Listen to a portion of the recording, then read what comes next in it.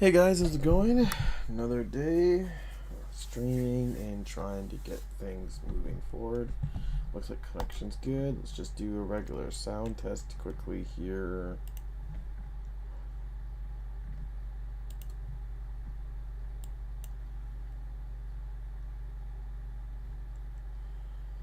I am sure sound must be working. I think it's just my computer. I think it's just my computer. So yeah, sound's working there. Could be just this. Alright. Didn't realize I could test here. Sound's working. Alright. So you guys should be able to hear me. Alright. Last time we were working on this character customizer. And I had changed it to 5.3. And then when I went to build it, there was some errors in 5.3 that are 5.3 specific.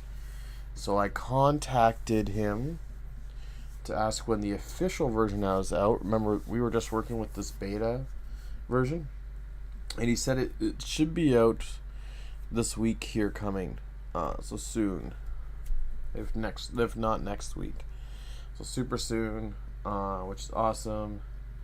So the official version should work. But what we were doing was just cleaning a lot of this stuff up. We were taking out a lot of these assets so we could just have just the character creator itself. Because for this asset specifically, all we really cared about was the character creator. We didn't really care about all this stuff here. Sure, we might use it in another thing at some point, but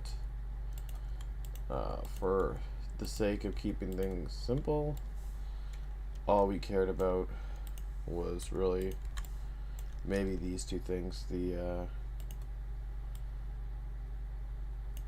maybe one of the crowds. We could use two crowds and the character customizer, and that was kind of it. There's no sense of really grabbing you guys to go through all this right now. If I'm just gonna get an actual official version soon that's gonna work for 5.3.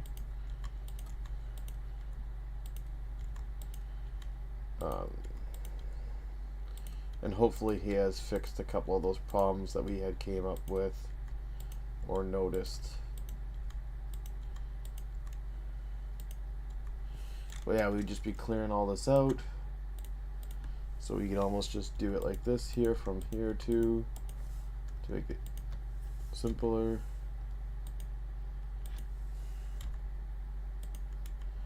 Remember, we cleared out a lot of the global. We just put our own actual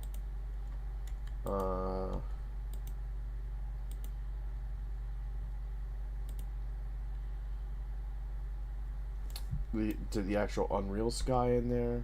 Doesn't need anything fancy.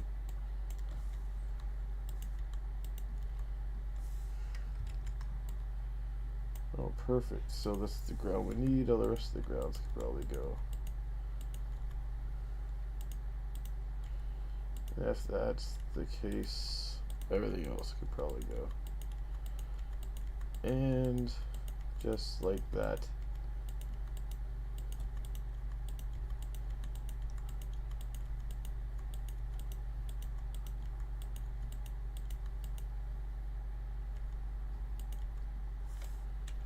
There we go. We do want the backdrops. Those are those. Cylinders we don't need. Elms we don't need. Ferns we don't need.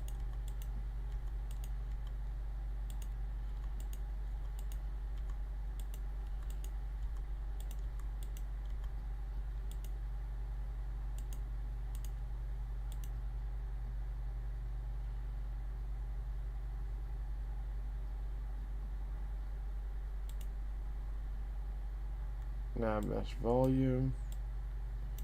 Don't know if that's actually being used. We definitely seen the guys use or go more places than just where that nav mesh volume was. But just in case, usually AI like to have some sort of nav mesh volume.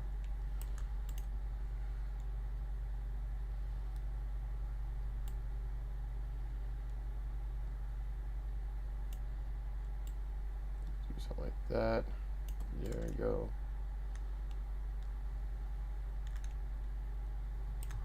And this is what we'd be just doing, keeping it nice and clean, then making sure this all works to our needs and benefits.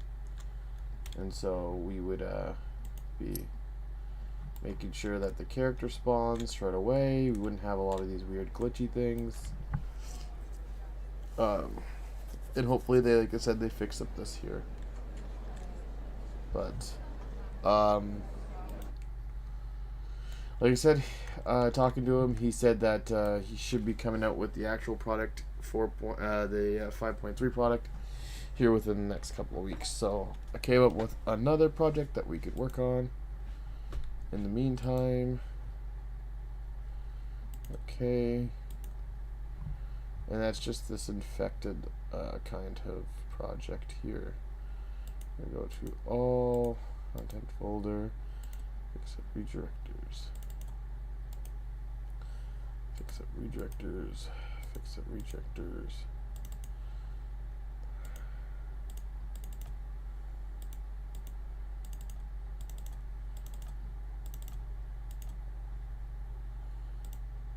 So this should have, oh, this is this. Bloop, bloop.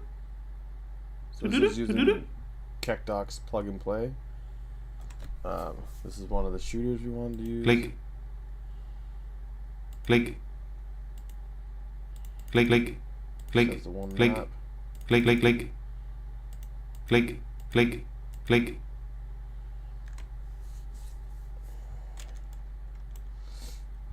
And then if you have a second player,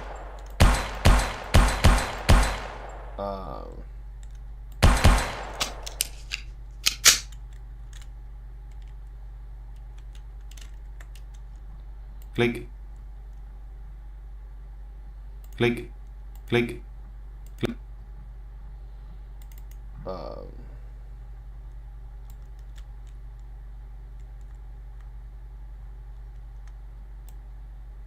yep. So I'll do a build on this guy tonight, but for the template, again, just like the other one, we want to be able to migrate this over.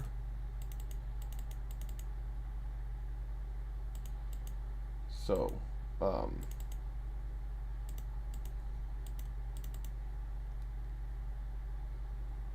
if we're going to do that, we say migrate.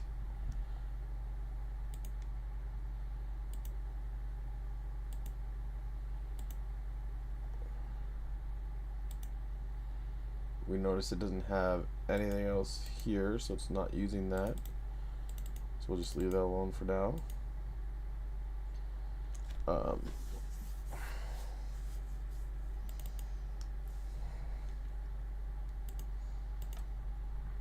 We'll go to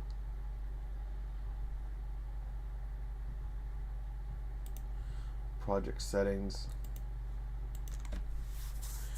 And when we use this mode,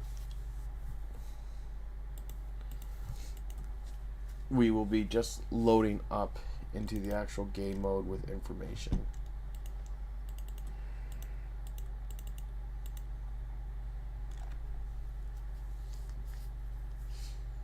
So we could have a main menu, showcase level, just has some walls and props and stuff, some dynamite, things like that of that nature.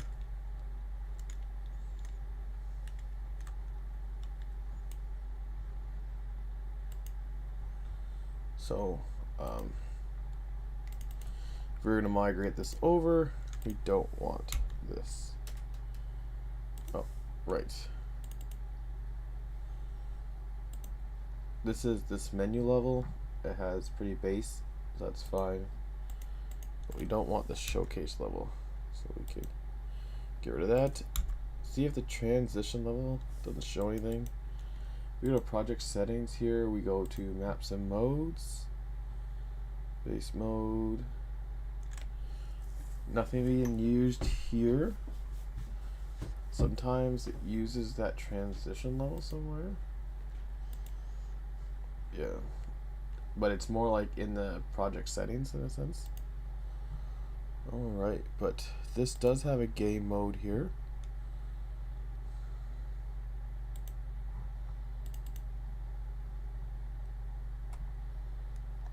And open the blueprint. This is of type game mode. And it's not really changed. Right? So we would hit F2, change this to infected menu game mode. Go out, fix the redirectors, fix the redirectors, fix the redirectors, future redirectors.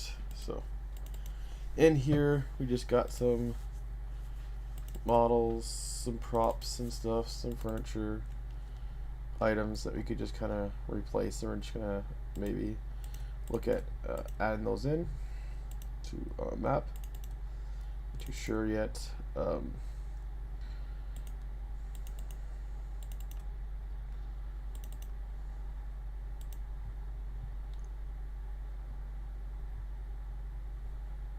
So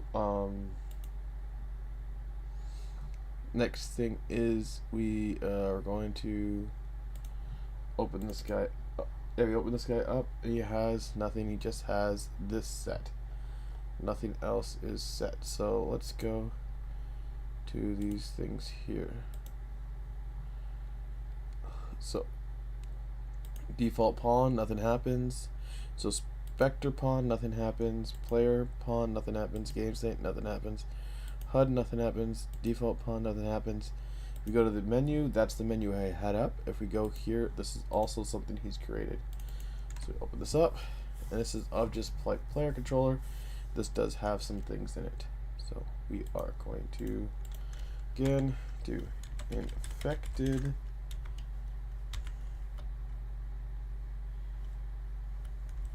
menu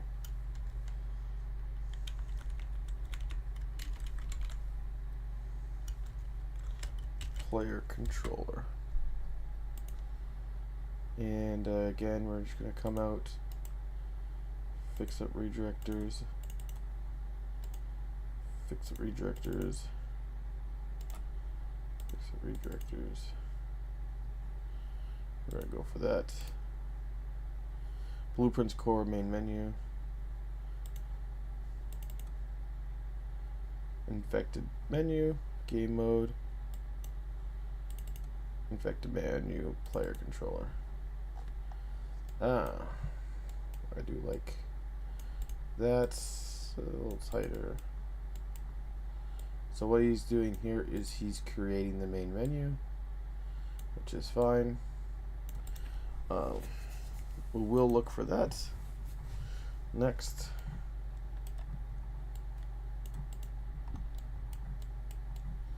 This says class default to mouse to be true, meaning the mouse will be true right off the hop.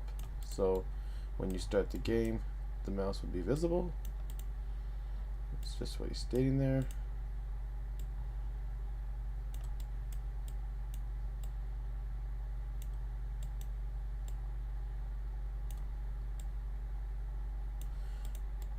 And this is where you're going to be checking for some errors to make sure if you get a boot from the network, you're going to get kicked back here. And so this is a global library. So that's important to know. And so we just have those two things here. So this global library, we're going to want to check things here. This is just a method that's shared for all things. And we will, I guess, go to this here. Then we'll make our way back. And we will do infected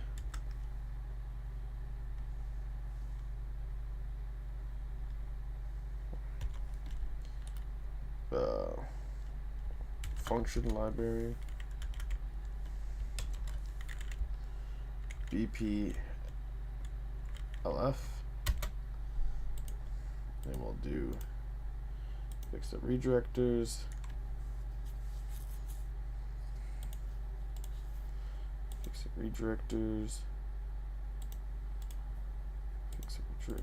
because we just don't want nothing broken.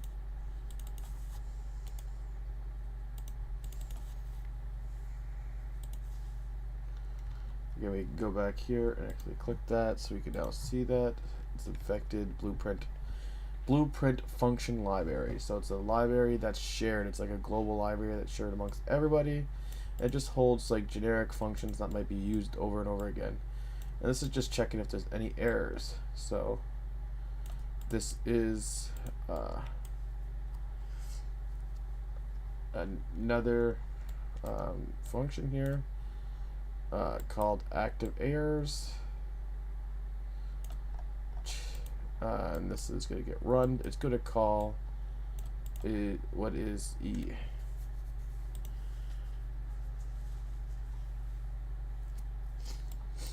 The game instance.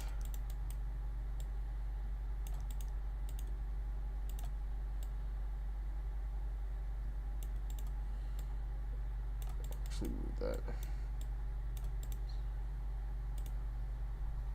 We'll actually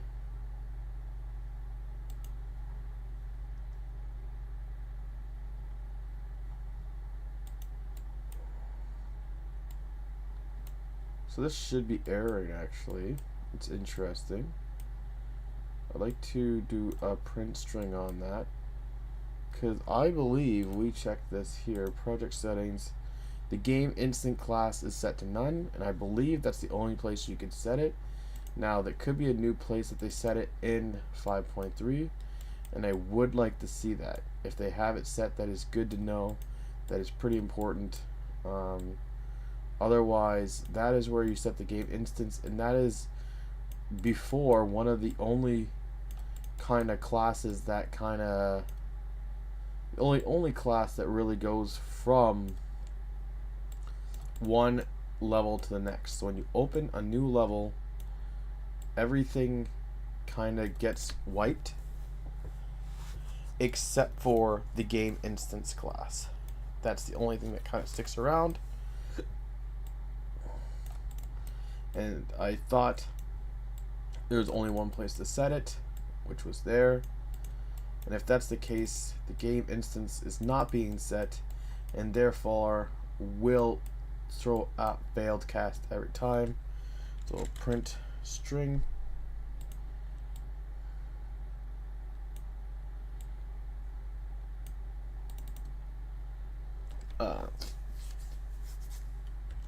game instance not set. Compile, save.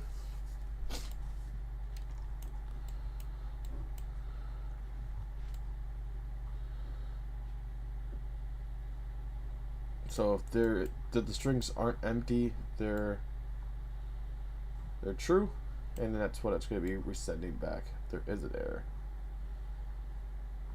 I'll just bring this down. Checks if we have a cached network or travel error in the game. Travel errors occur when the client loses connection to the host due to disconnection.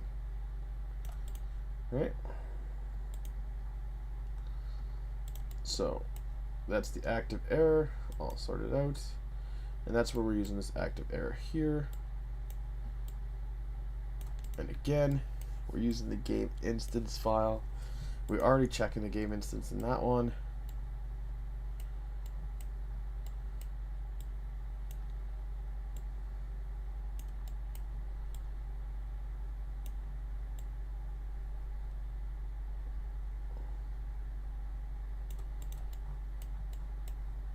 Active error, it's checking if there's an active error. If the active error is true, then it's going to get that error message.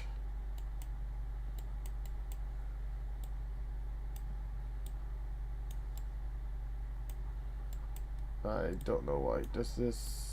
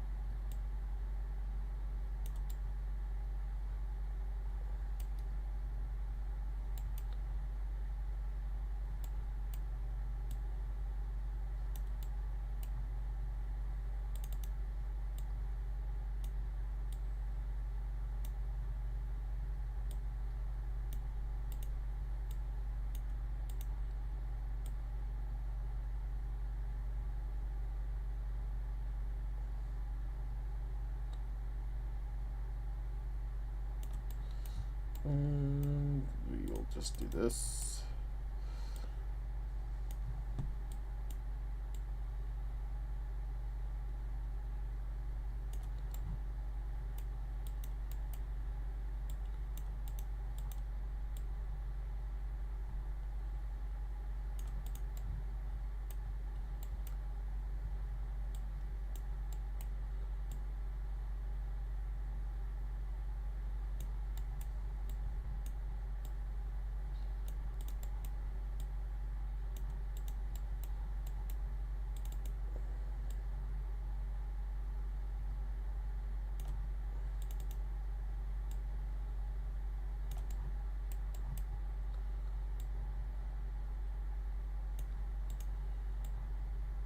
There you go.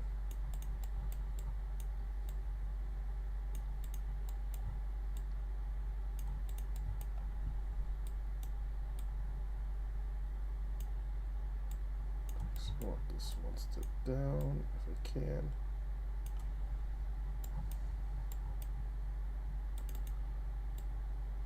And we'll just connect that like that. There you go. Now there's no giant lines going all the way through. But yeah, we've already tested the CFs is there, so we're not going to do another print string.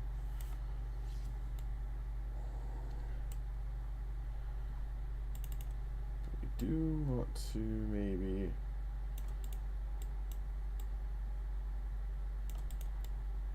There we go.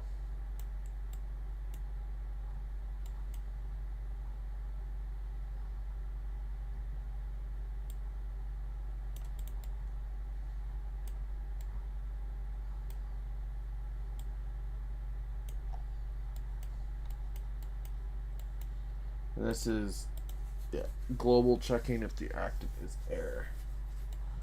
Do we have these create error pop-up messages?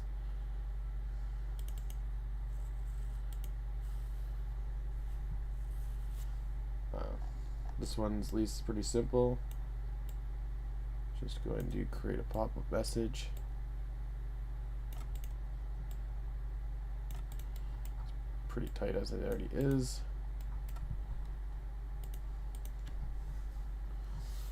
And then we have a create pop-up. Just going to get the player controller.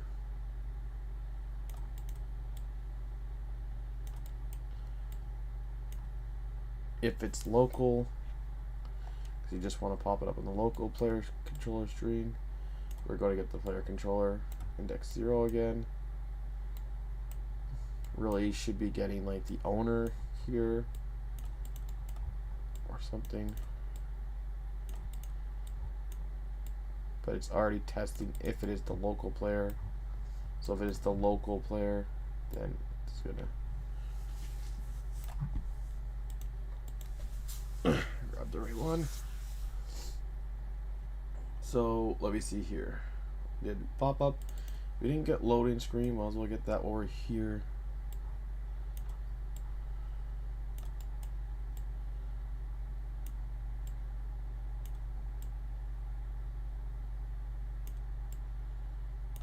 It's gonna have to be like that.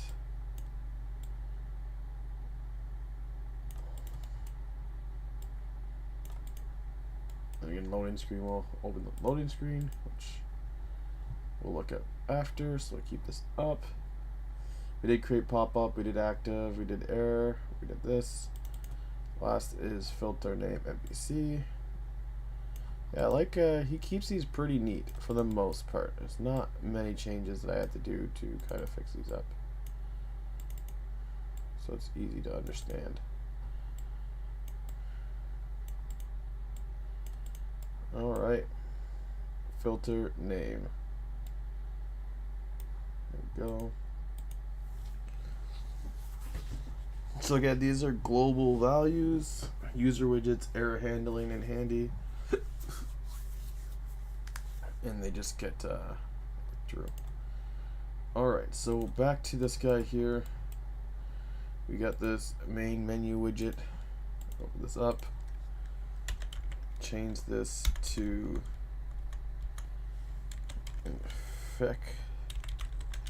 infected menu widget. Because you got game mode, you got player controller.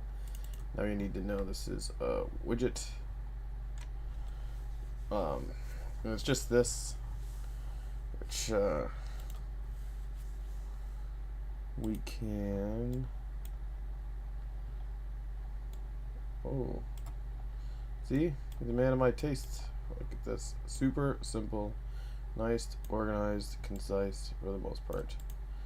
Very little changes that I have to do for my OCD. Alright. Actually, that could stay there. I'm fine with that. So, it's just setting active widgets depending on what is clicked with the widget switcher. So let's go look at that here. So you have a widget switcher right here, and so you have a couple of different menus, and it should actively switch between these three menus when something's clicked on.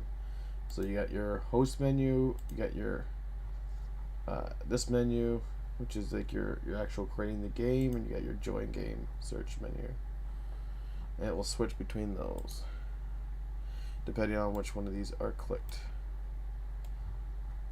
And your server refresh macro, which is right here, which is refreshing the server list each time. So you can see if he's doing this every tick, which again sometimes can be heavy, but if it's just a simple menu, then it's not bad. But we might be having ours in our main lobby, so we don't want it to be doing it on every tick.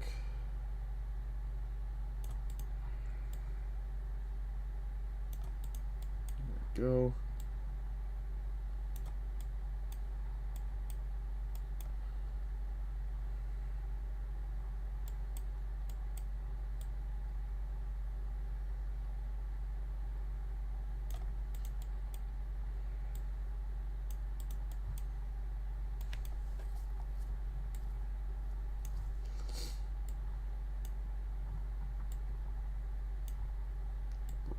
Down. So what we're doing is the list refreshing? Is not refreshing is true, then set it to true. Server is refreshing, clear children, serverless box. Make sure it's empty. Set serverless feedback. There's the feedback note, and it's just this method here.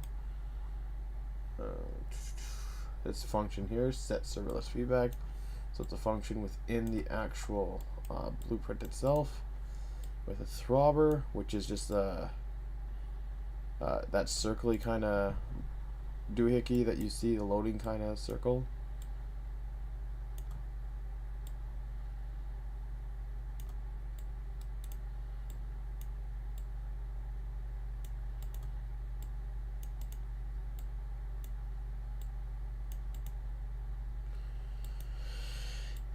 I always like to go under instead of over. And we'll bring this guy here.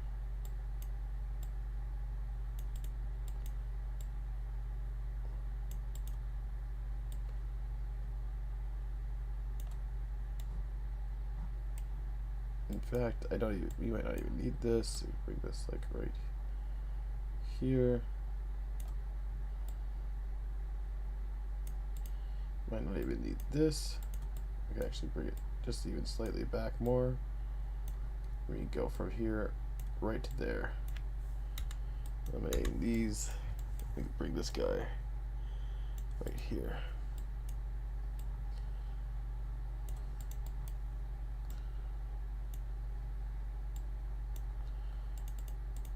We could actually move this guy though. There we go. And that's just a throbber. So, and it's just setting the text and that whether it's LAN or not via the checkbox. It's enabled. There we go. Find session is an Unreal thing, so should come up with a C++ thing here. Doesn't, but yeah, it's just an Unreal kind of method for finding a server.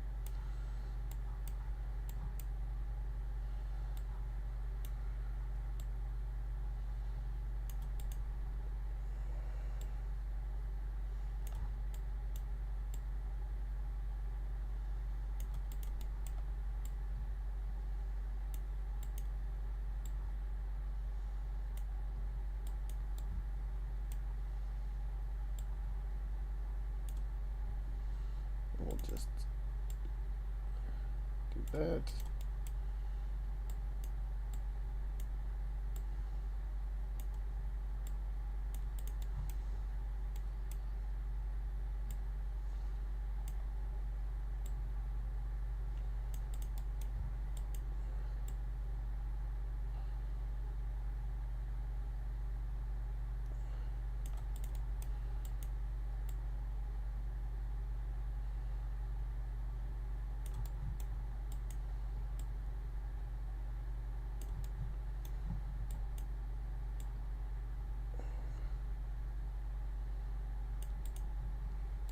And so we're looping back to break.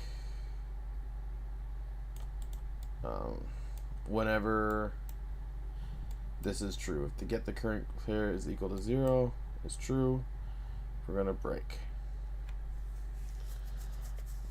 Because it's going to be searching through all the players, and we want to make sure that we have the main player, the host. And then he'll be getting that widget there, the server widget, creating the server widget.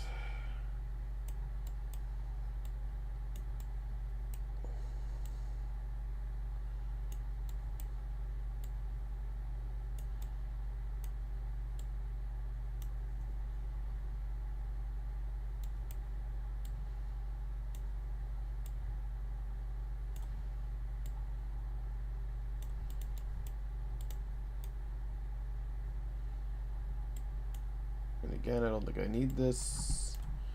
We could just go here and go straight to there. Delete that.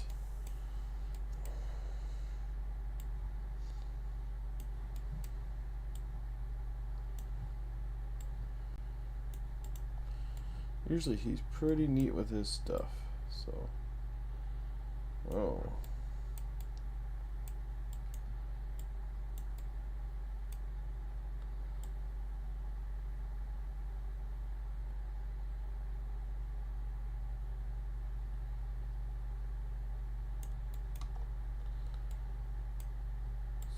looks like we go here.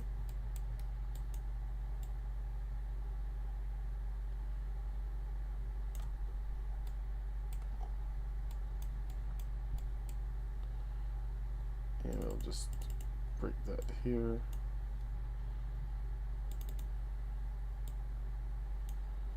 And actually, we'll just click that in there.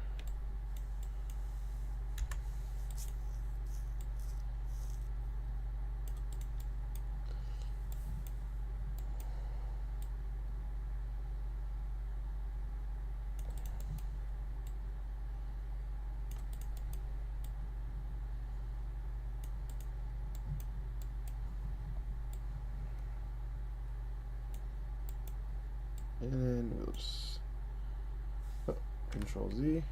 We want to just go to the output load. There we go.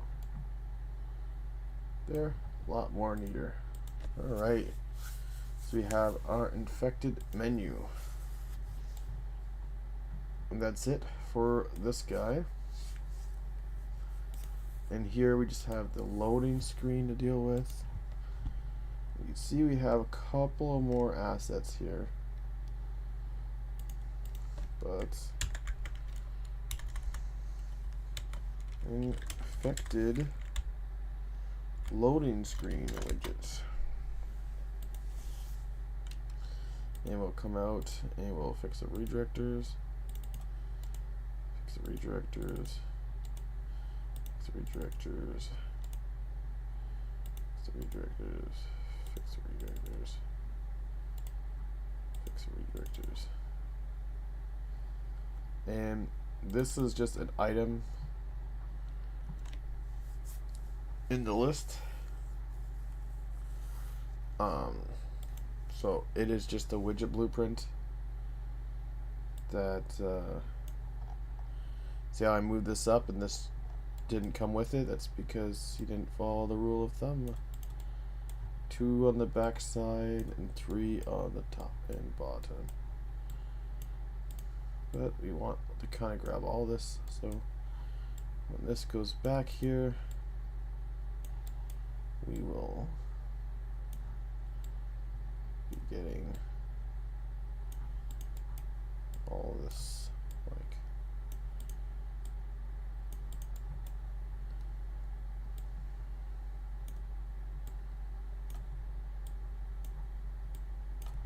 action system name.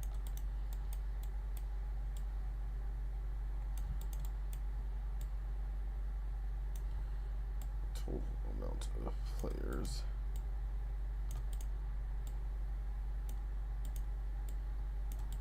And this has to be at least 3.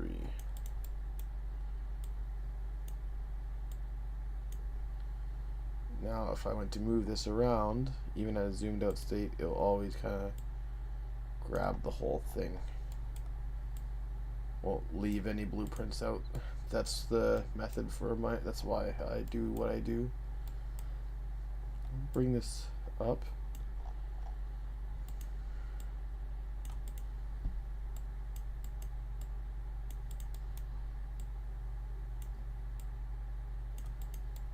Create pop-up we already seen. Loading screen we already have as well. Those are in the function library because they could be used over and over and over again. So when you're clicking on one of the loaded list items of the many different servers, it goes to the loading screen and loads up. So what we will do again is infected server list item widget, because there'll be maybe a bunch of different server list items that we get later on. So we'll compile and save. It will also go back to here and we'll fix the redirectors. Fix the redirectors. Fix the redirectors. exit redirectors, and we have our two widgets here. Complete. Now, is there anything in the construction? Nope, that's this, and that's that. Variables, super simple. Alright. Serverless, we already went in. That's variables. Simple. Create pop-up. Quick game. It's kind of, this is settings. And the settings are pretty small. Pretty basic.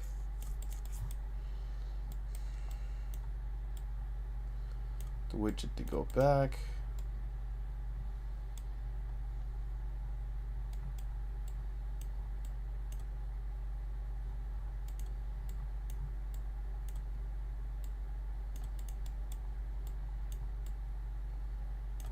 Keep these guys tight.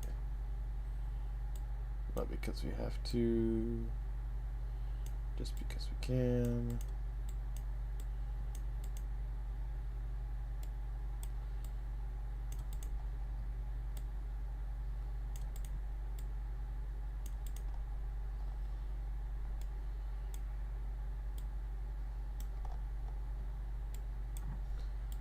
Host.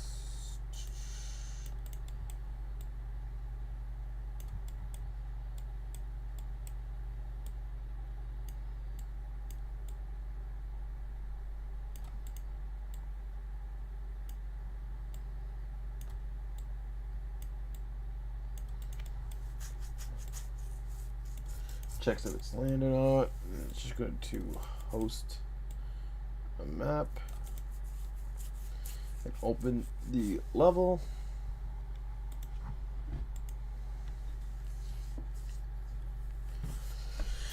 And we just got the one map right now. Open gameplay level. Selected map.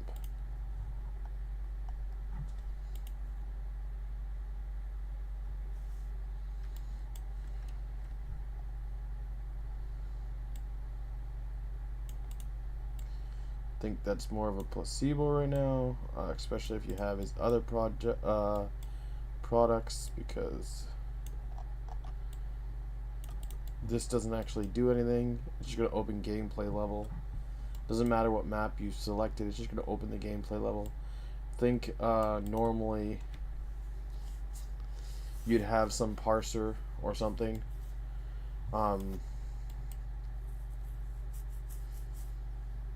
Oh, switch on string. I see. So if you had different names, it would just load the current hard level that you had set. It's not taking into consideration the string name at all.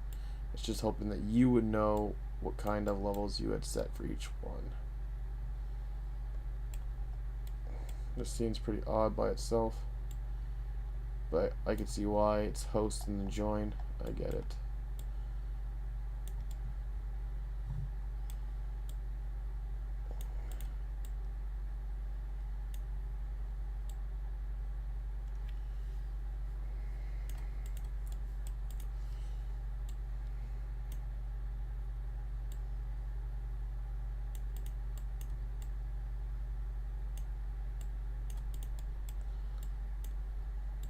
Refresh the list.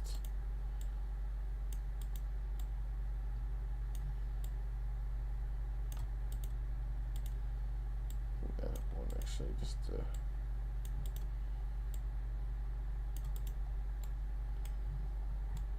we go. It's all cleaned up.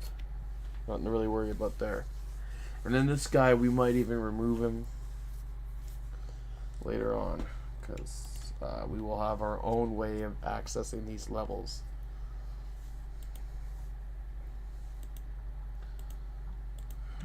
So, with that all said and done, this opens the player controller. The player controller opens the menu. The menu then has options to then, see? When we hit play, game instance not set. So it wouldn't even check for errors. So normally what we would do then is go to project system, We want to actually change that name. So main menu, core, game instances. Actually, it's by itself. We do infected score game instance. Open this up. Let's see what we got here.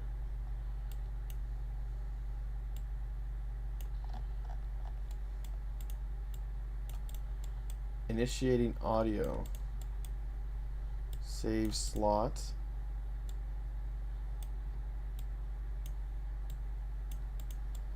Sound mixer.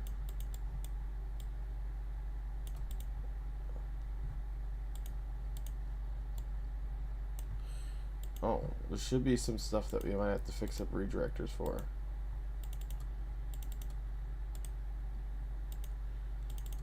One of the widgets used the game instance, I believe, but also the function library.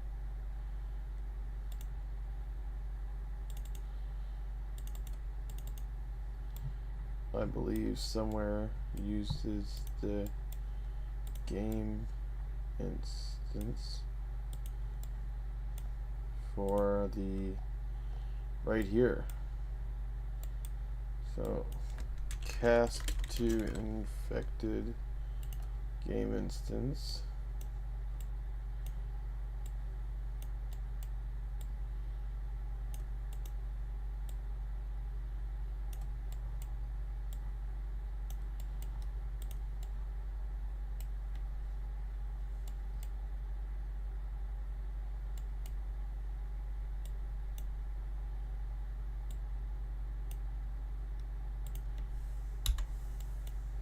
No, that should have updated with the refix, but for some reason it didn't. So check for errors. This should also do infected game instance. And again, we're just gonna click that there, click that there.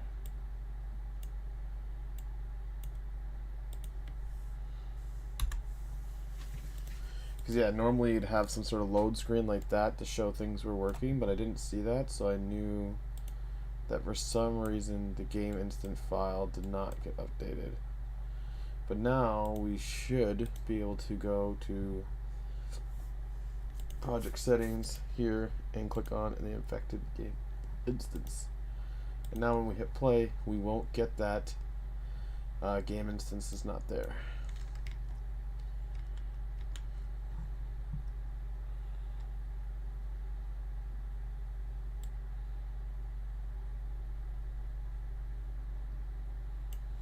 Oh, it is set to UI only. He had mentioned that he had done that in one of the pages, set it to UI only on creation, and there's getting a little upset about that because it's trying to focus a widget, but there's no focusable widget.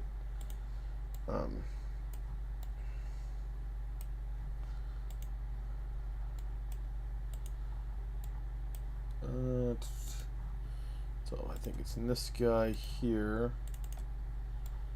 So yeah, we create this widget, set to UI only, but this widget is not focusable, and so it's complaining attempted to focus non-focusable widget, and it's crashing.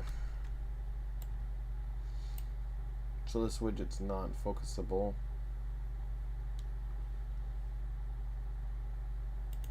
Like I said, so you could open this guy up,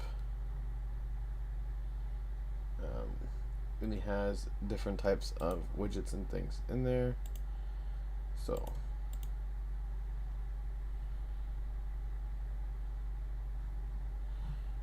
host game button.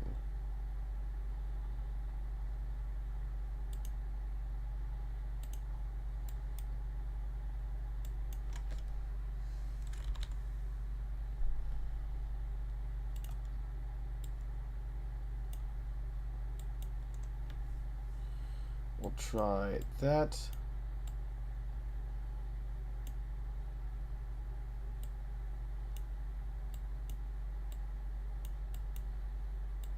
Save this here just in case, so we remember.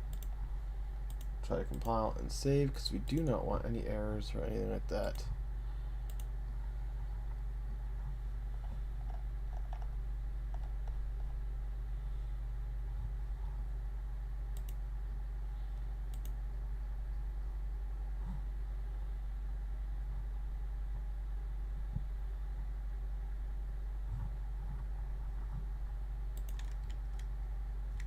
Still doesn't like it. If we just break this link.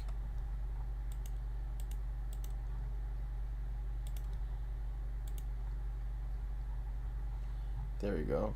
So the big thing he wanted was the mouse to show up right off the hop. It does. And we don't have any red lines because we're not focusing a widget that's not focusable. Though we could try to make it focusable.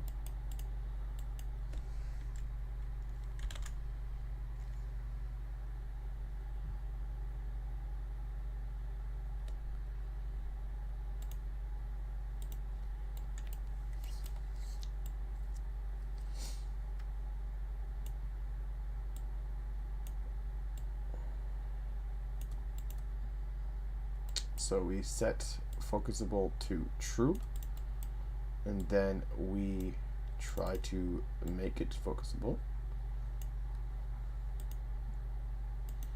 See if we could do that.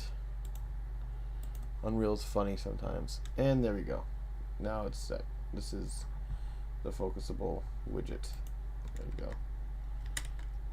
So it wasn't set to true. These things were not focusable before, and so it did not like that at all. And we want the button to be widget in focus.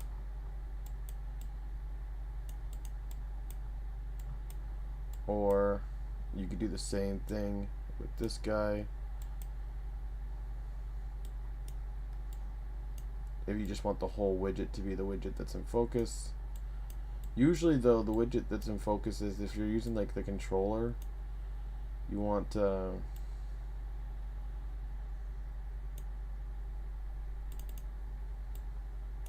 it's the widget that you want it to be locked on. And so you wouldn't have like the whole widget kind of set to like locked on. You would have that specific button which is of type widget locked on. Alright, so again we have this player controller. It's booting up this menu. We have this menu, and this menu is just for getting us into the infected shooter, right? And that's the big thing here. So in our game, all we will be doing is somebody will already have a host, will already have everything, and they will be click, click, just click, hosting. And so this is the next thing that we want to do. We want this level. Looks like we're gonna get some vending machines here. We're gonna get it to look pretty good. And hopefully change up some stuff here. Some UI maybe. And make this more, I like the size of it. They can't run.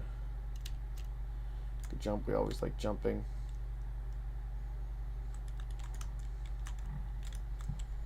But we'll make this kind of an office area.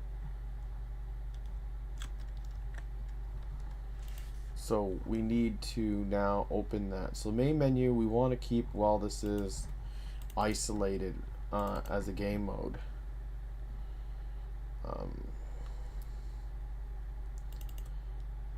Then transition map. Normally you're using that. Then we have this gameplay level. So we want to kind of change this here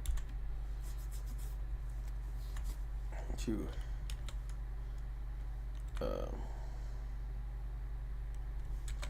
infected menu. That's it.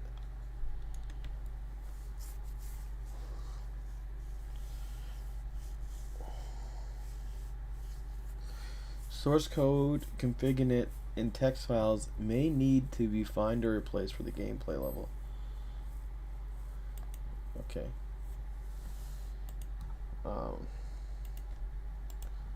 Fix up redirectors. Is that a new? I wonder if that's a fix up redirectors.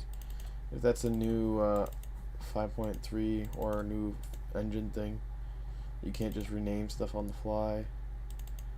This is still the same menu, so let's open up this here and then we'll go back to make sure everything works still. Yeah. I got no errors on my end. Click. And no errors. Looks like we're switching up between the guy and the girl actually. That was interesting. This level we want to have as office.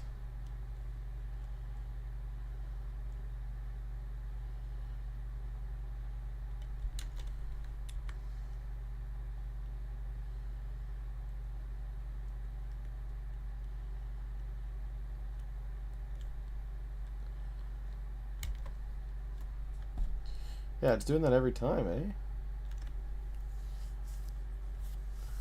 So we're gonna go back to content, fix the redirectors, fix the redirectors, fix the redirectors, fix the redirectors. Then we're open this office level up, which is the office, and we are gonna open the menu back up and hit play. No errors. Click.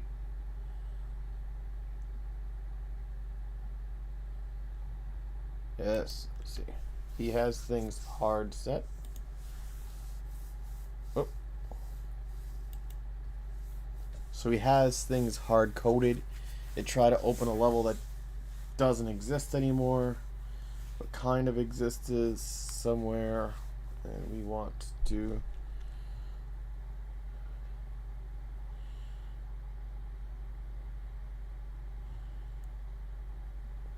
Windows. Project settings,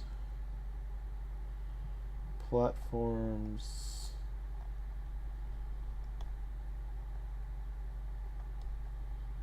Windows,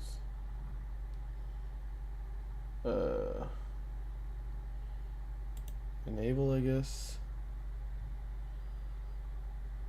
Yes. And restart now. See if we get all these errors again. We should have, we want to open those 5 things up again.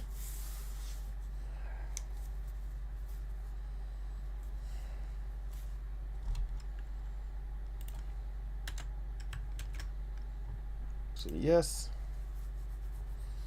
No more other errors and stuff, that's good. And remember there's that gameplay level that was kind of hard-coded in there. We just have to change that.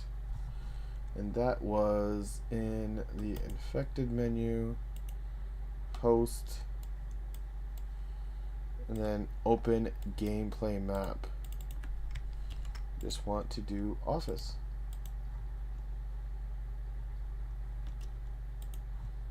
Because it's already a level, so we don't want to have redundancy. Oh. So in the project settings, we have maps and modes. We want to do the infected menu. Infected menu. So now whenever we boot up the project, it should go to the infected menu mode. Click.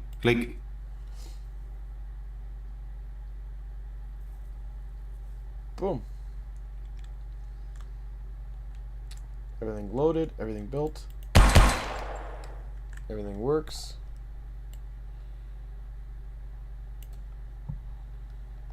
see what kind of things we have going on here. Everything built. Everything's good.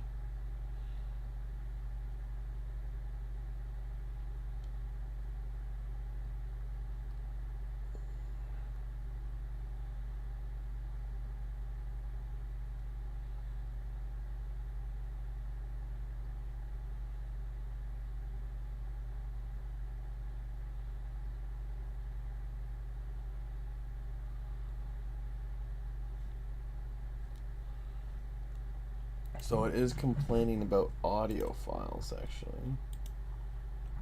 Did he set the audio files somewhere in...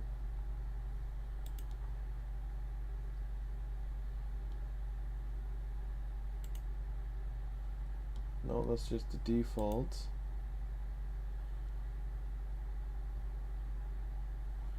Looks like it's just the default.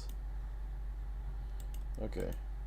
So yeah, it's looking for audio files in here, which obviously it's not going to find because they're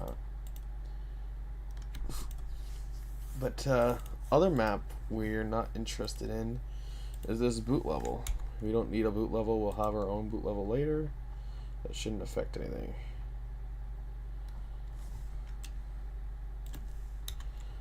This isn't really being used, eh? Let's see, usually it is kind of used. We will kind of see here.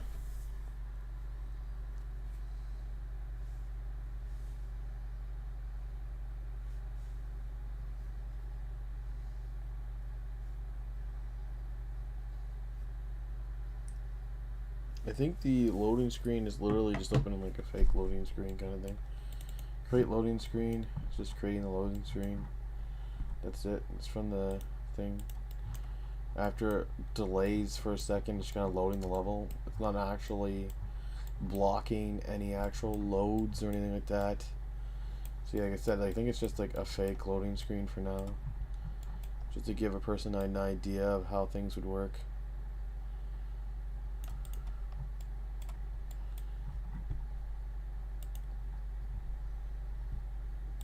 Okay, like I said, so everything looks good here. Everything's running. Everything's fine. We got rid of some stuff. So if we're not even using the transfer level, we'll get rid of that too. We'll just confirm that everything's working here. Click. Join game. I can't do Click. join game. I don't have any people. Click. Settings. I can't do that. Click. Sound Click. not working. Oh wait. Click.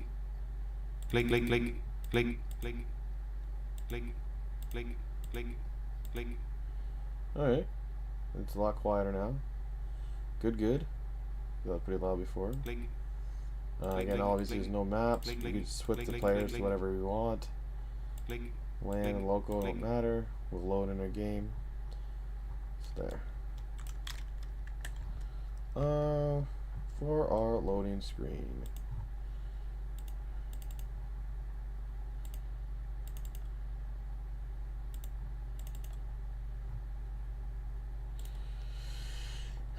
We'll open this guy up. We'll look at this guy here.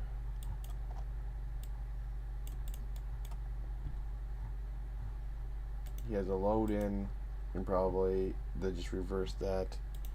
Design, promo blueprint. Take a look at it. Launch URL. Interesting.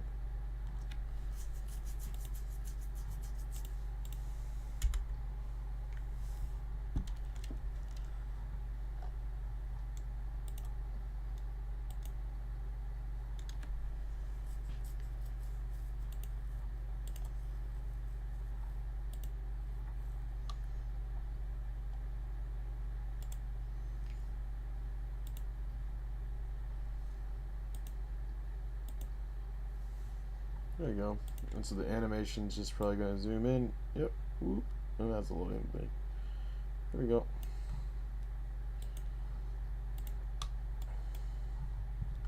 Super simple. Just kind of pulls up that loading screen. In game menu, this is so animations to this too. No animations to this. So you should be able to just delete that and recompile. Nothing, no problems. And so game menu. F2 infected in game menu.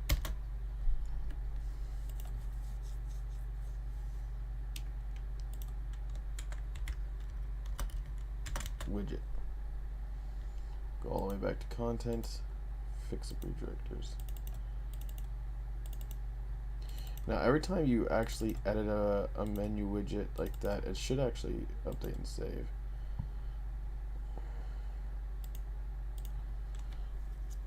Now we're not going to need this here, so see what else it is in here.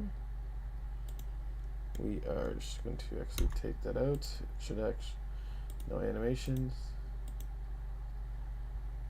Boom.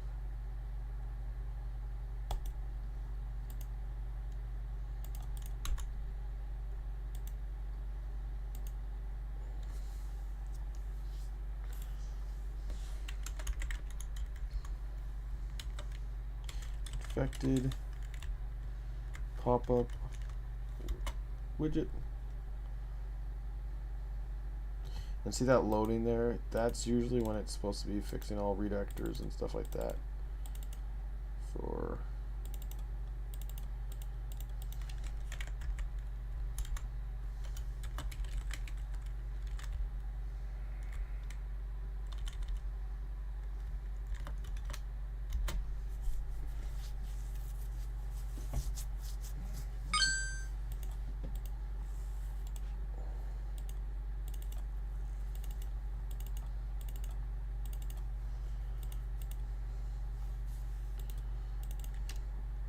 and that was just that setting menus that we seen earlier. Pretty simple.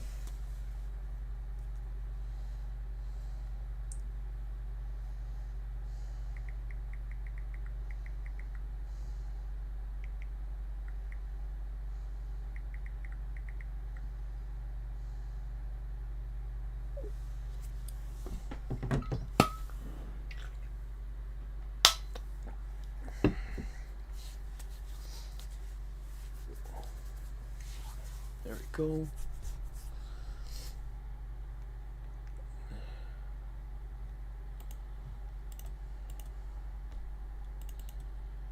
And we have all these gameplay widgets which you can edit.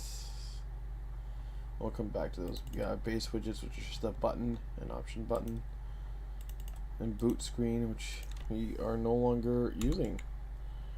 So get rid of. Keep things clean. That's our widgets. Our maps we already cleaned up. Demo, it's just the third person character for now. Blueprints, we have our save game blueprint, which is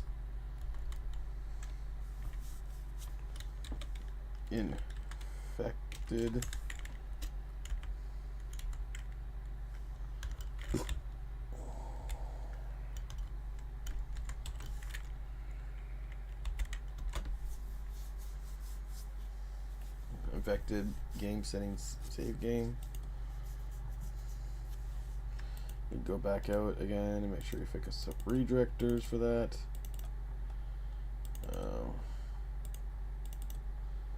And that's just saving the sound, I believe. Yeah, the audio. So when we play now, Click. so it didn't even save. Click. And that could be because I renamed it. Yeah.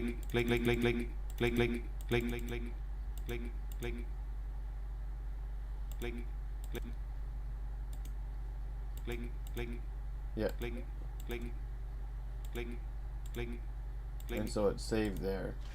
So it's just because I renamed it. But that should be good. Save game. Game instance we've already looked at. It just has just the errors in the audio in it.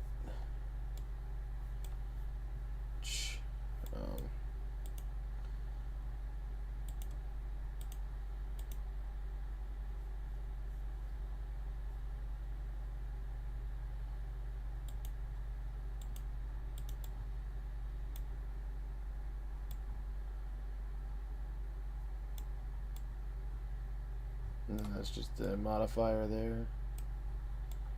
And see, it actually switched the save game now in here.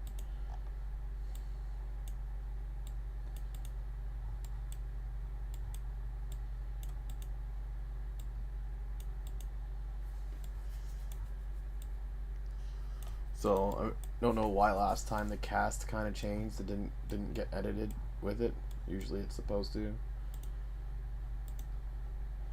And then yeah, so we just have the three things. We have init, which is just init in the audio, and error handling, which is just checking those two errors there really.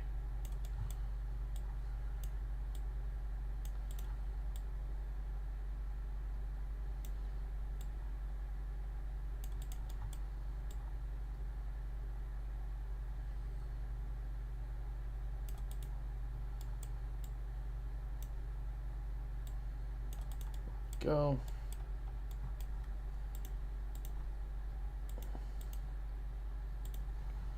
And then function library we looked at. Core is just we got the infected player controller and the infected game menu, and so that's the main menu. And now we're just focusing on these gameplay ones here. And for that, we're actually gonna just double check the play button. Click. It's still quiet. Load it into here. We have this, and we're gonna be kind of trying to test that in that level if we can. Sometimes you can't because obviously it's going to be hosting the level, and there's just certain things when you're not hosting the level that just won't run. Let's see if we could just yeah, so the audio is what's not safe in. That's fine.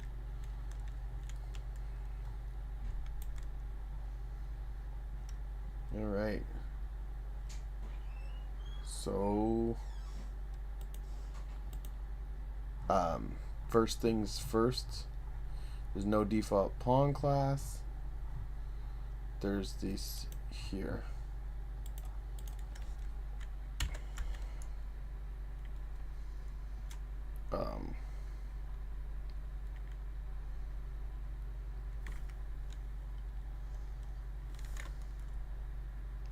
So you want to do infected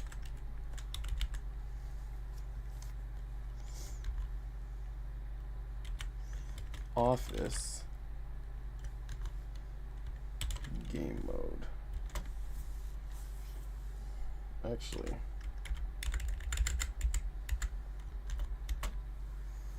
infected office game mode. And we're going to duplicate this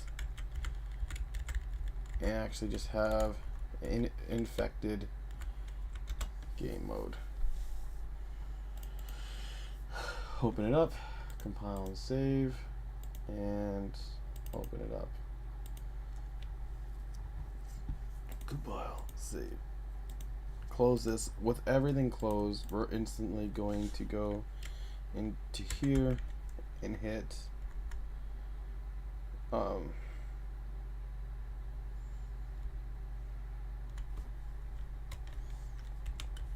infected office game state, I believe it was. And we'll see it change over here and everywhere else. Infected office game state, that's what it was. And we'll again duplicate that and just take out the office.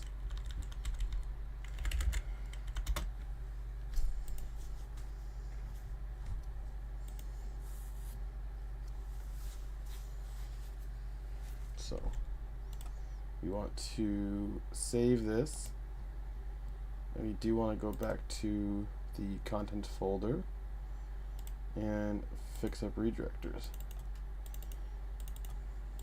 because we want it to be able to change all those files. Core gameplay. Right, so we got our player, we got our interface, we get our core here, we got those two modes. They're important. Actors. We got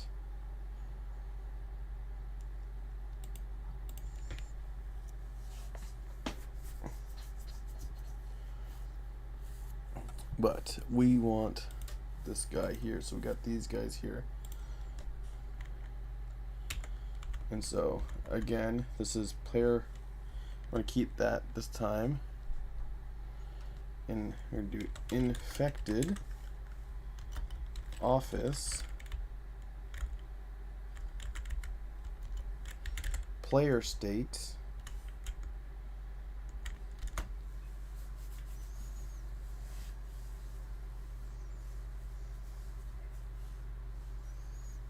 right, and you can see that it all changed there. So we're gonna go back to content. We're gonna fix up redirectors again just in case. Fix up redirectors. Fix up redirectors. Yeah. Fix up redirectors. Fix up redirectors. And again, we're going to duplicate that and take out office, because at some point in the original way that I have it set up, we could actually, and I've tested this and so far I have it working, but just in case, even if we just want to apply a game mode with each game mode having a bunch of blueprints, it's still easier than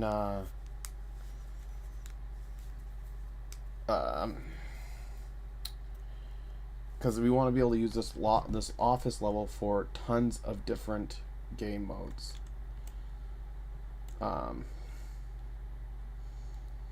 But for that game mode, right, there's a ton of different classes that could vary slightly per map. So I don't think so.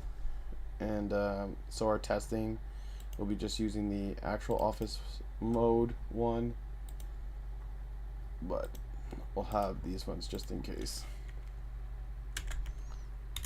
So infected office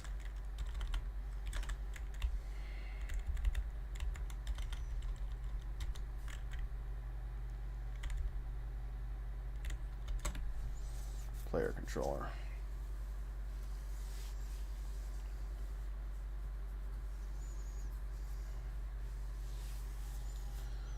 There.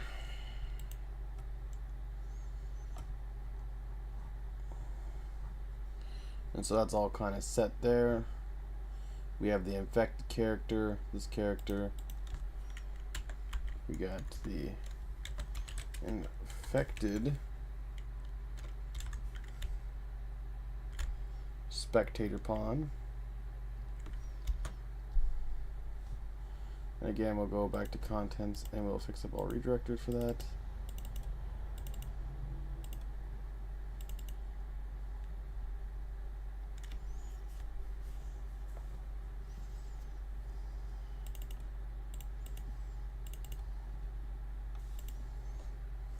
We have the infected character survivor.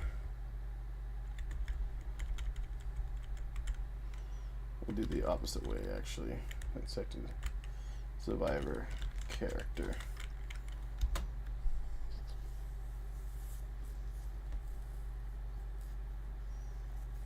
And well, that's the infected survivor character.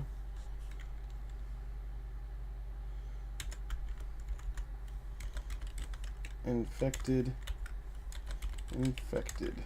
character.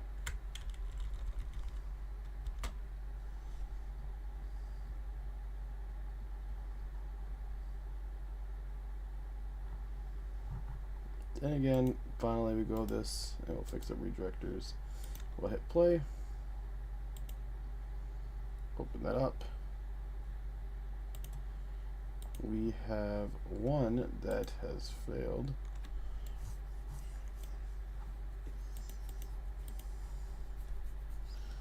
Close this. We'll go all the way back out to content.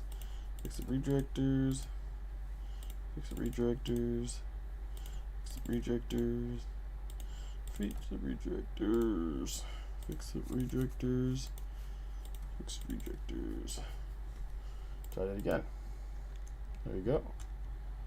So just switching between the man and drawer.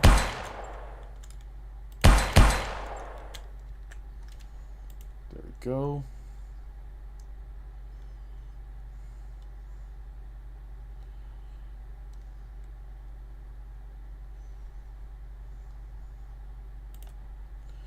And then we go to infected, and that's the last of the assets. So we go to gameplay, actors, it's just the bomb. So we can do infected, bomb, sure. We actually go out, fix the redirectors. Actors is the bomb. Core we already did. Interface. Blueprint interface gameplay. Infected gameplay BPI. Blueprint interface. Oh. Infected gameplay blueprint interface. There we go. Yeah, and we'll go back out and do a little bit of this. Fix up rejectors. Fix up rejectors. Fix up rejectors. Now I do want to go back to the main map and kind of load in. Click. And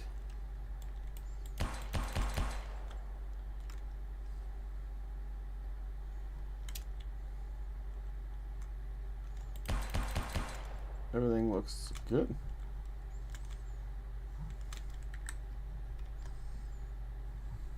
No errors whatsoever. Good. Everything is good.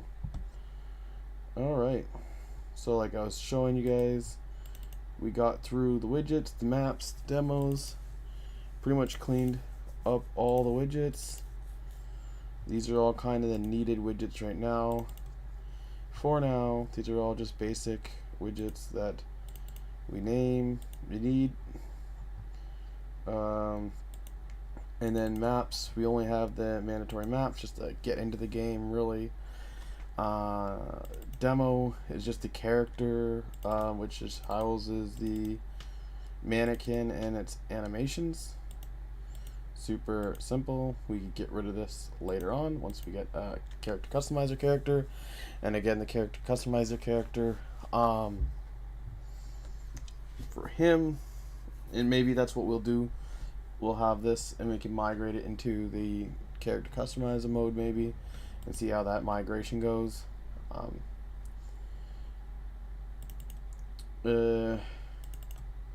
then we get rid of the demo character and maybe the map. We have the save game just for the audio. Game instance is just again for the audio and for error checking. Function library is just some basic functions that are kind of in a lot of the blueprints. Core, we have the two menu items, the player character and the game mode, which just has the player character, which is just loading up the menu map and then getting into the game. And then we have gameplay, and this is all cleaned up. It's just the player and pretty much survivor and the infected with a couple of different extras. The simple gameplay interface for interactions, the game states and player and the actual game mode, and then just the bomb actor. And then after the gameplay, to the core, right, we're already out of blueprints and we're right to assets. And assets, as you can see, you just got some sound assets for the different noises. This is the classes for how noise travels and how that's set up. The different sound for clicks, bopes, and bops. The different sound files for different things. the character, we got the gun, we got the 2 different animations for the infected, in the infected actual animation blueprint. Then we have the survivor animations, which are in the survivor blueprints, as well as he might have he has the one montage for firing. And level is just all the props and the materials that go with it. Niagara effects just for the dust, explosion, and the impacts. And widgets are like game over, which we could see where this is in the winner announcement. This is not being used, so we'll get rid of that. Logos, that's in those 3. It's not being used, we can get rid of that. Icons, those are going to be used in those. General, those are just colors. It's literally just colors, they'll fine. Backgrounds, again, that's just pretty much a color. It's just like as a cat.grid. We could literally just load this up if we want. Brush, we could actually just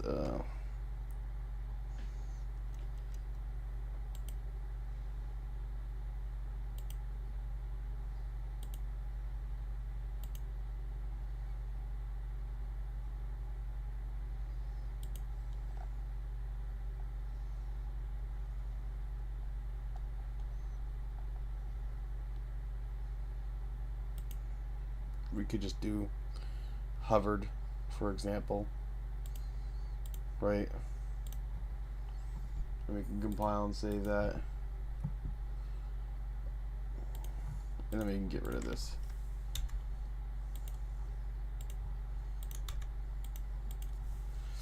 And we've got most of it kind of cleaned up. Now it's just kind of specializing and making things kind of look good.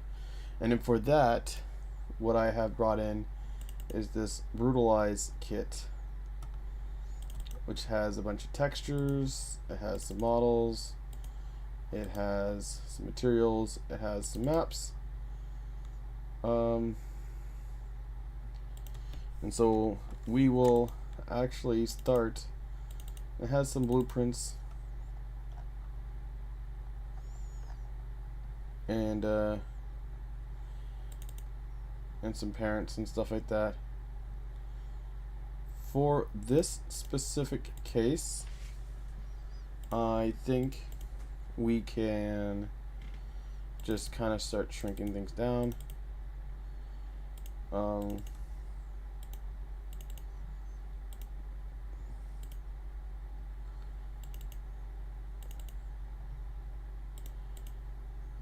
In which case, again, we'll start from like the left side over. So blueprints, these, we could always just download this pack again another time. So we'll have to go back out to maps, and kind of don't even need to see the example maps in this case scenario, because we're literally just doing like 1-for-1 offset swap almost, and then we'll go from there.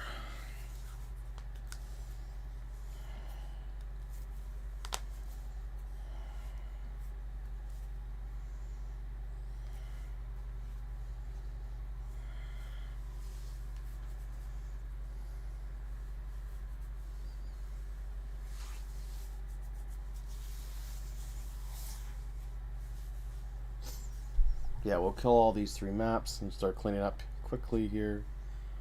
Learn from my mistakes of having these massive things. We don't need all this stuff.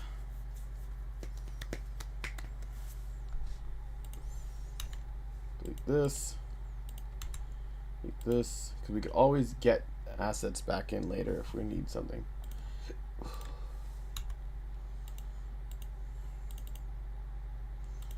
So buildings, we don't need this block. Block rail. We don't need the block rail. We don't need the block. Building, see that. Carpet, I don't need a blueprint for carpets. I don't need a blueprint for fence dividers or walls. Elevators. Is this a working elevator?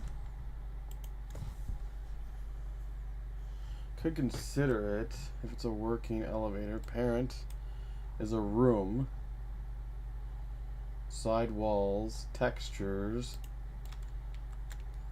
front, back. This is just for procedurally generated stuff. It's a procedurally generated elevator. I do not need that. Ground, industrial, hallway. So again, this is a pretty cool that they give you a full thing that it procedurally generates, so you can procedurally generate buildings. That's not what I'm using this for. Not for this particular case. Scatter. All I'm using this for, floor data is referencing floor data? What? This is a parent.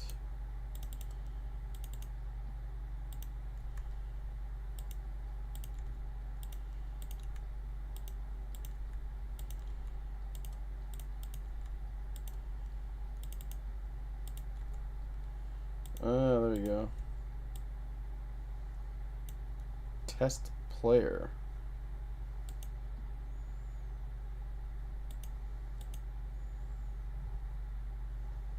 I take it that's a working door. Open door material. Get material. Again, this is actually just changing it. So where's this test character? Test player.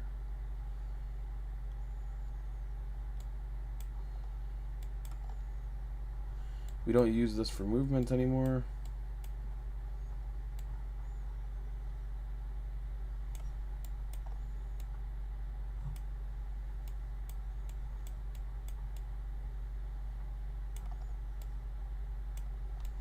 There's line traces and stuff, object interaction first. Yeah, but I don't need this guy for this test mode.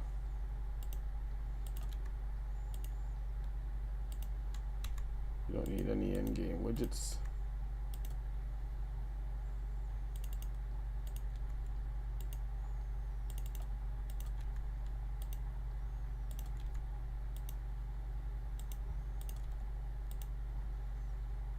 It's nice that he gives us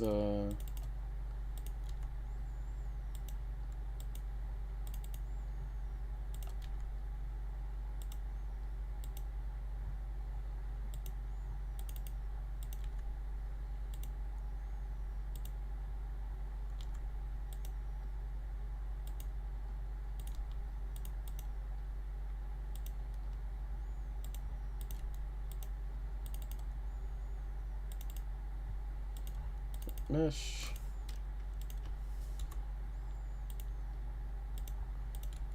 We already have the mannequin. We don't need more of the same mannequin.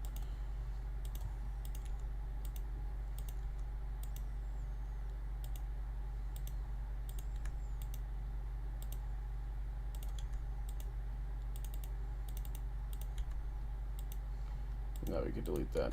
Floor data.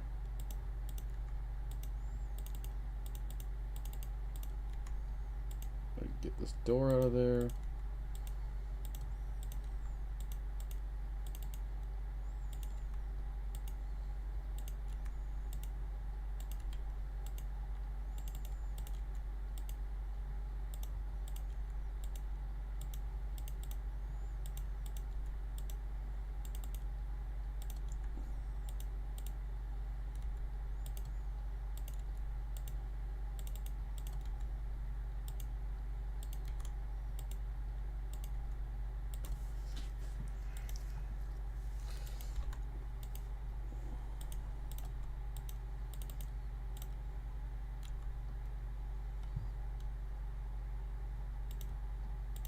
Yeah, I think this is just for scatter. Sometimes hand placed stuff is just better. Can save you a lot of times, but what is this wall sign? Viewport? Sign label. It's like a futuristic thing, I think.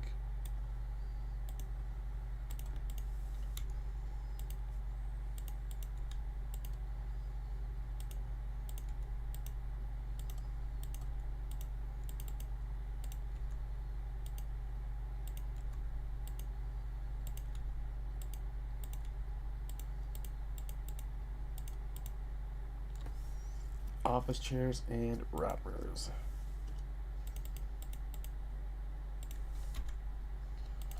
Can't get rid of those until we get rid of office chairs and wrappers, apparently.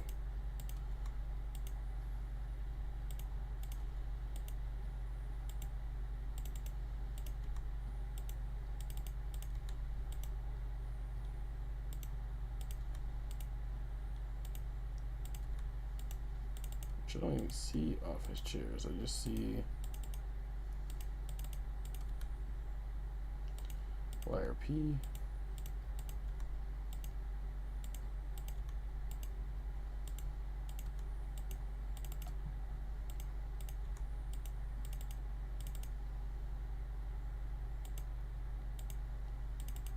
Furniture.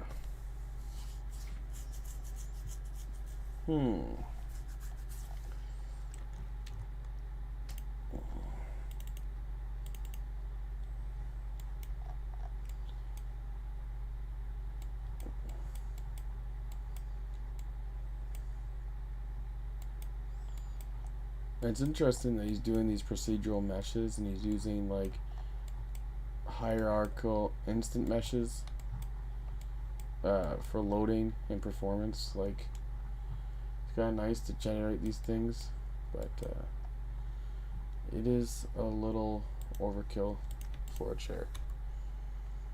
Whoa, P furniture requires all that stuff. So the chair is in here, I guess, somewhere.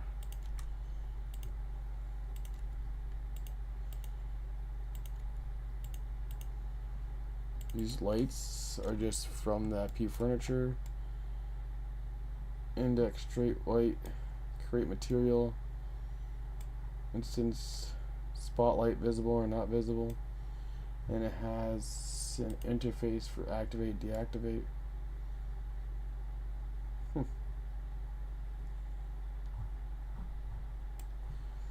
Again, not kind of using this kind of mode. Interesting, but a little overkill for what we're doing.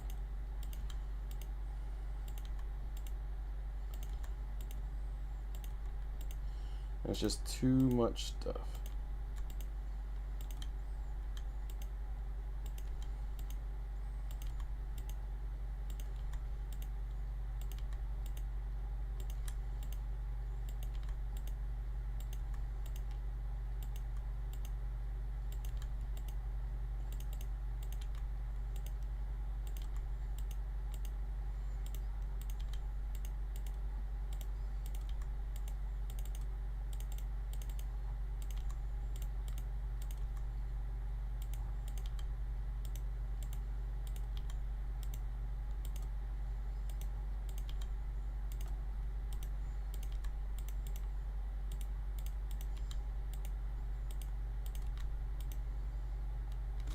So now we really just got down to models, textures, and stuff like that.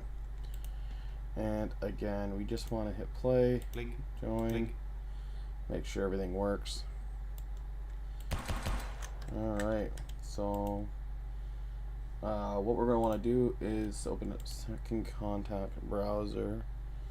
I'm going to go to game modes, finding home. We're going to open a new folder, call it static meshes. I do like to set the color to static mesh blue.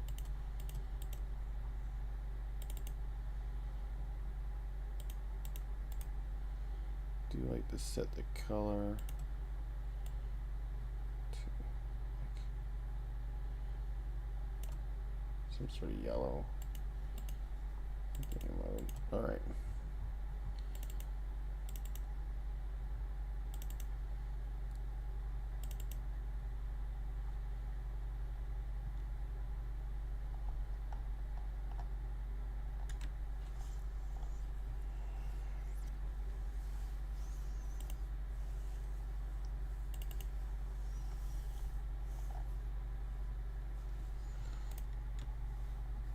New folder, debris.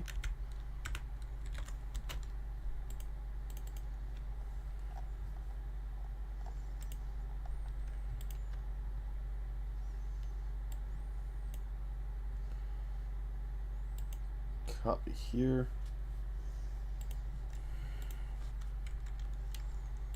And again, sadly, it's what we were doing before. We're going to go into this debris, look at it,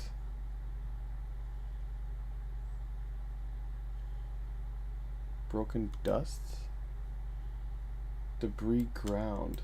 So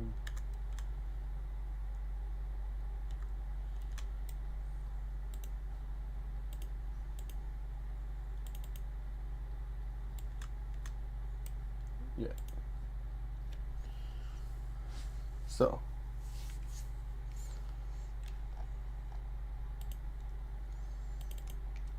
we're going to look at this. We realize that it's concrete chips. We're going to say set nanite, apply. And I'm going to rename this to concrete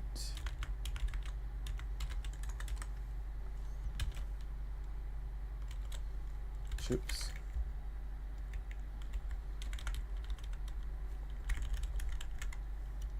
Debris. Something like that.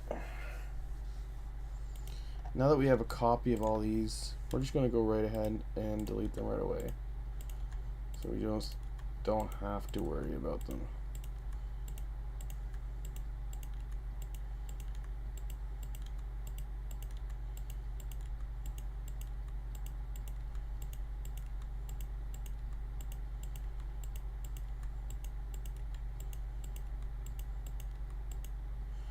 It's one less thing we have in there, right?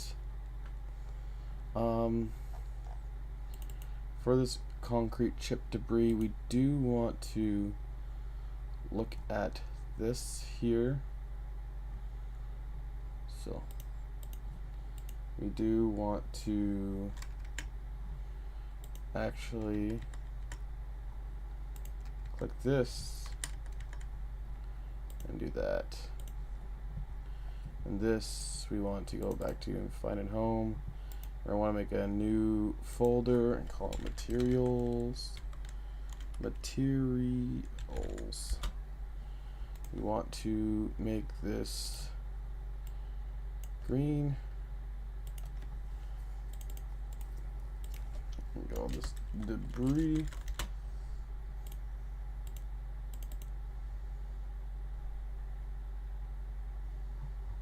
And this is, it says dust, but clearly it was used for concrete. So we do want to hit delete on this guy to see what it's for. Concrete debris. That's it, I guess. So copy here.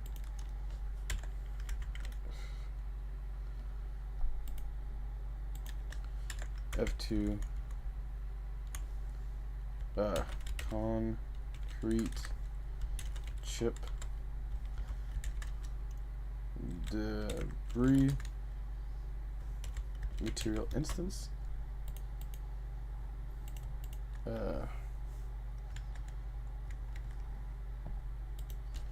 Concrete chip debris material instance. Save.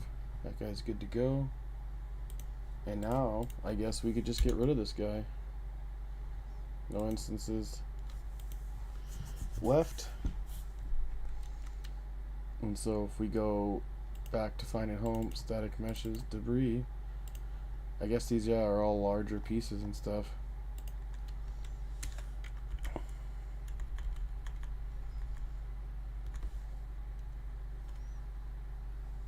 Alright, I'll just click it off and look at it first. Sometimes it might need to load. World material. Concrete chip, I'm guessing. Yeah. We'll also nanite it. So, again, this is nanited, good to go. And this, okay, we get F2, Control C, F2, Control V.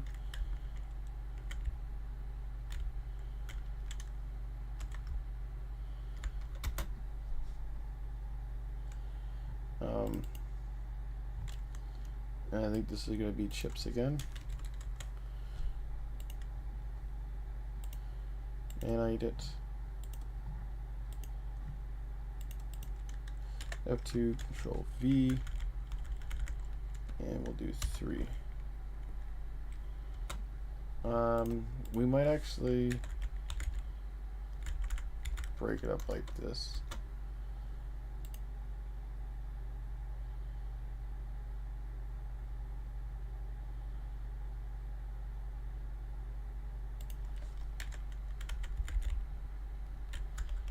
No.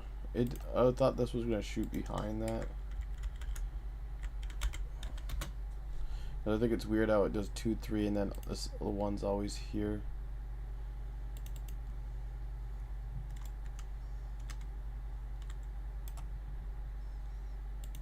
We have paper for these guys.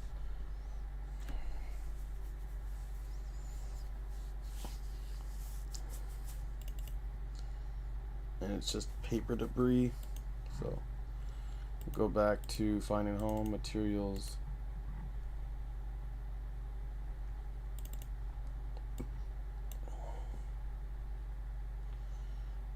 Copy here. Yeah. Just call it paper.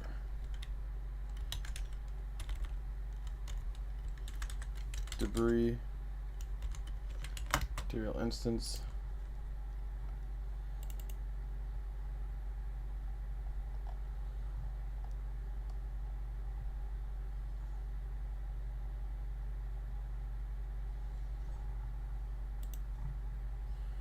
Then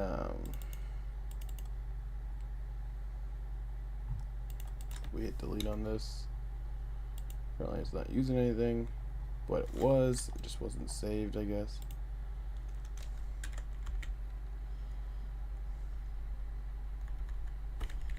Paper set debris.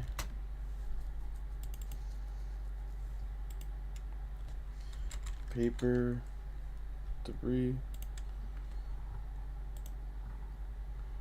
And it already is nanited. We will shift right click this and we will put that, save, close that, F2, F2, we want to change this to paper set 2 debris, paper set 3 debris. This we will shift right click. Oh darn it. Shift right click. Shift left click. It's already nanited. We'll save that. So I wonder why the chips in the ground were not nanited. There are a fair amount of triangles.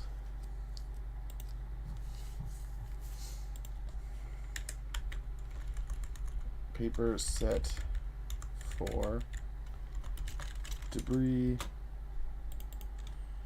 and we'll shift. I don't even need to do shift left click. Oh, it didn't open actually. Never mind. It's over here. Shift left click. Apply. There we go.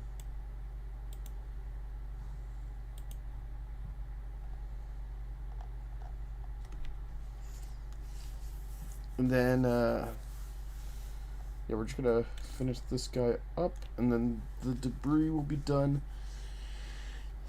And we're gonna start just looking in asset by asset, I think.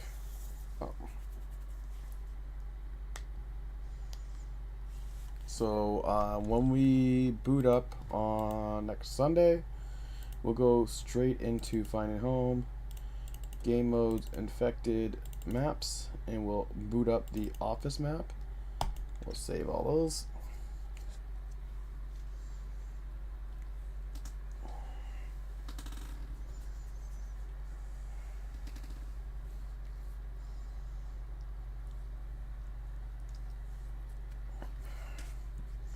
And then what we'll be doing on Sunday is we'll go to, I don't know if they have pallets, but yeah, we could start literally from here and work our way clockwise. So the first thing is vending machine. So we will go to list, models, vending machines there. So it's underneath props and furniture. So we'll just hit X, props, furniture, vending machine door. That's it. So I'll bring that out. Right.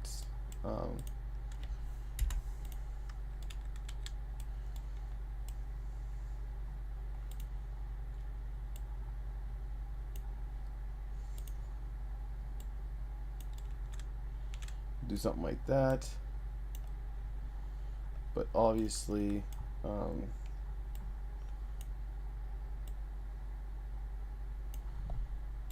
well, there gotta be glass too. Oh, there's glass there.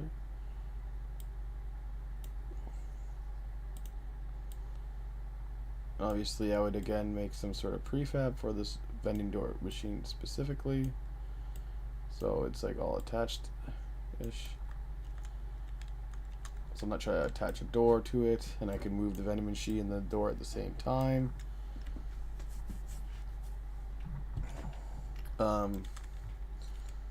And then we would be going into moving this vending machine over because we're clearly using it.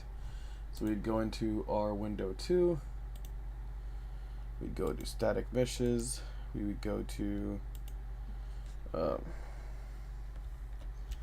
building interiors.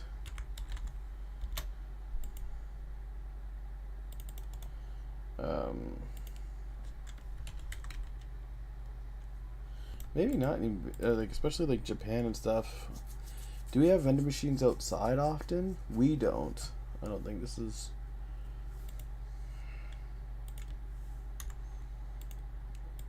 But I know there's a lot of places that do. We'll just make a vending machine. 'Cause I don't know where else we would do that. We'd copy that here. We would copy that here, and we would just name it vending machine because it doesn't need any kind of fanciness. We would open it up, make sure it's nanited.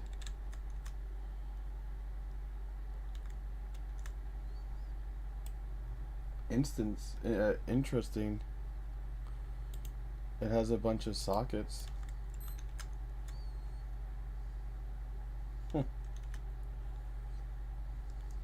Never seen that before. But yeah, since it's nanited, we would just do, this would be vending machine door. We make sure this is nanited. It's not. We will nanite it. It is a bunch of triangles. It's saved. And then we would fix up the materials like we just did. So it would be plastic, trim, and light, I believe. And then we would delete these guys here. Because we could put these guys here actually. I love how it says one instance in memory, but I was literally looking at it right there. And that was not in memory. That was currently being used. Yeah.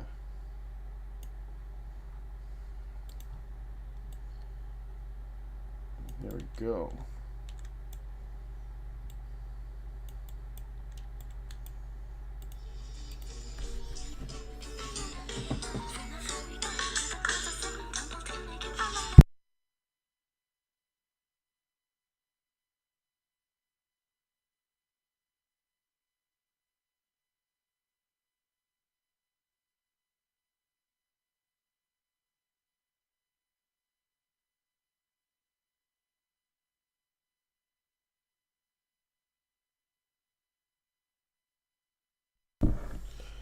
Oh, sorry about that. The wife, the person driving in front of them hit a bear, it seems. Should be running a little bit late today.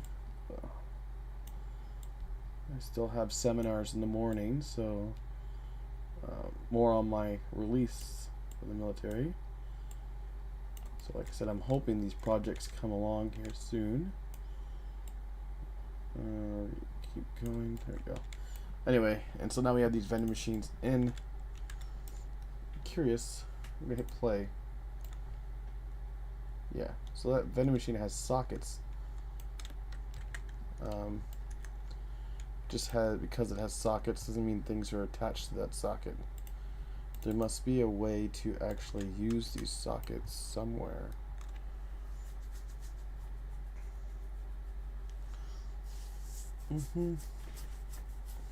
I guess you could use it in a blueprint. Would have access, like a bone, right? You call it your head socket, your feet socket.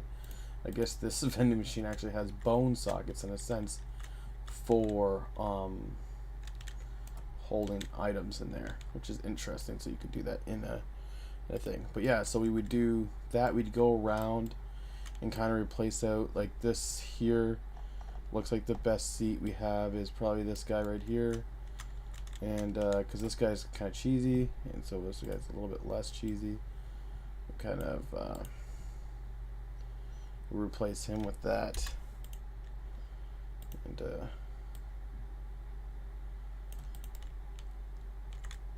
it's a little spacious too, so we'd be editing the whole map in the end. First, we'd be getting rid of all the cheesy actors, or replacing them kind of with realistic. And that goes for the walls and the floor too. So props, furniture, items. These are drinks and bags and stuff like that. And again, ours is more horror, so it wouldn't be so clean. We'll have some stuff kind of scattered out and stuff. We'll make nature, foliage, trees, terrain, water, and stuff.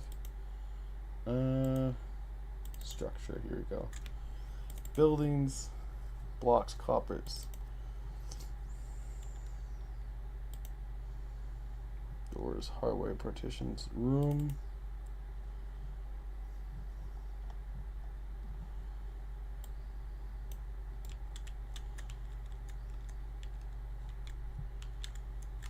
Again, so we have something more like this floor here, right? Which is a little bit better than the grid.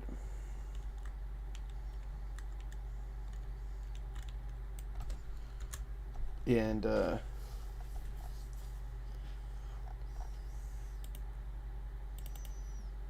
this is more industrial for a lot of the things. And some of the stuff I think I will be removing. We'll go through these. This is a building district. Like, it's just a distance mesh, I think. For if you're really, really far away and you've seen this in the distance, it looks like a building. But it's still a crazy amount of triangles. So, yeah. Stuff like that. It's a crazy amount of triangles, a crazy amount of space.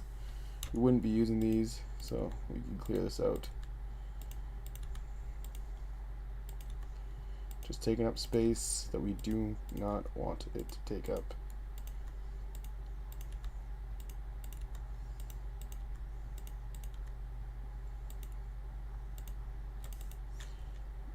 Oh no, that's up close. Look at how funny that looks.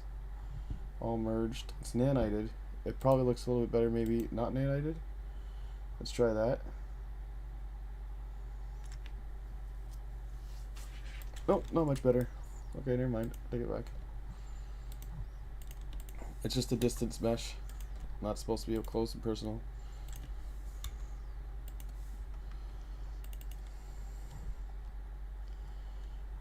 Well, these are really modular stairs. I'm not too sure if we'd use those. Scaffolding. We'll keep just in case for now. Said room. These are just corners and walls.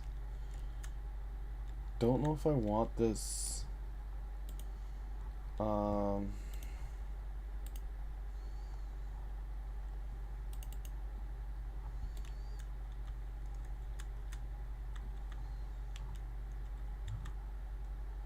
It's bone asset. I think I'm going more for a modern office set, so I might end up just getting rid of a lot of this stuff here. So yeah, stairs maybe, scaffolding maybe, room, a lot of stuff I might get rid of. Partitions, just concrete blocks. This is for office, so there's a lot of stuff I might get rid of.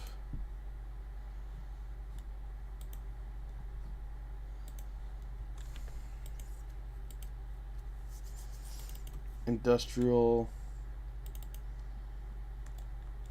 No, I don't know. I think I went south when I picked this asset. Has some stuff that's not bad. Hallway. I don't know. Medium helper spline.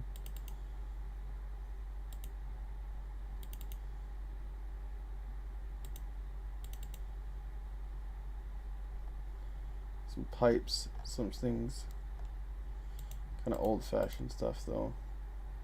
Makes the brutalist content there. But yeah, we'll go through, see one for one. And again, I already dislike the floor and the walls, so I already did download another pack. Let's get this back up there actually. And it is the big office pack right here, and so I'll be looking at getting some of that guy into ours. Alright, but again, it's after 11, so I'll be heading out. Thank you guys for checking out stream, and again, we will be kind of editing this map. We should be getting the latest version of Character Creator soon. He said it should be up in the next couple of weeks. I'll try to keep an eye on the chat there, and depending on how long it takes to get this up, we might just merge this infected game into that, and then we'll be able to change our customer and try it in the infected. I wish I had another way of actually testing the multiplayer out, but I do not. And then hopefully as time goes, we will get the big template for the overarching thing, the actual finding home stuff, and we'll get back into trying to merge these two into the big template, and we'll have a nice clean version. And we have the good version, these versions here, that we could always go back to and see if we're missing anything or anything like that. And we'll also be taking stuff out of these versions because they have a lot of our static meshes already done and stuff. We spent a lot of time on. So again, thank you guys for coming to stream, and I'll see you guys on Sunday.